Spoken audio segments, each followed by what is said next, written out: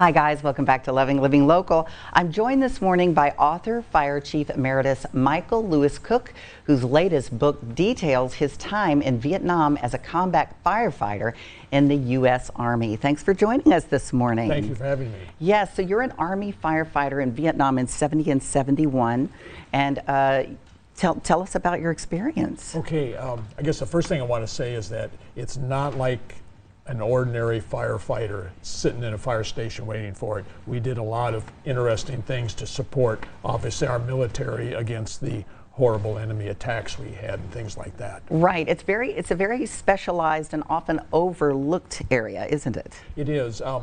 The job of combat firefighter really does not exist anymore today. They took a lot of the combat duties away from us, and other branches of the service are doing some of the jobs. So what are the realities of war beyond combat, some of the aspects of the Vietnam War that go beyond conventional narratives?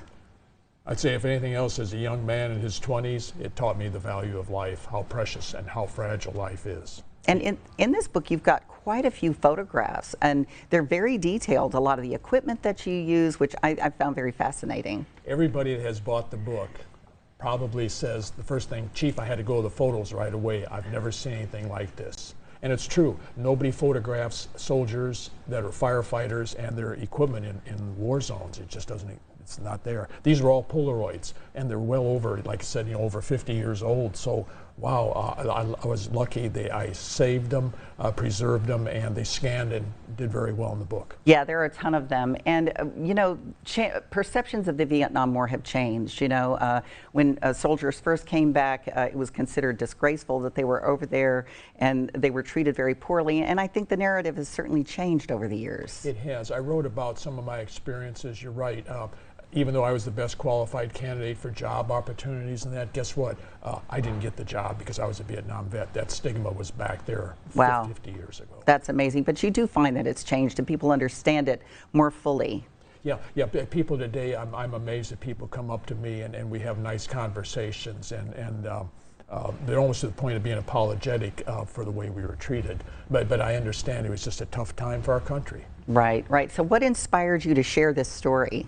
Well, there were 21 of us that were handpicked for the job, and you had to be a heck of a soldier before you could get even on the list.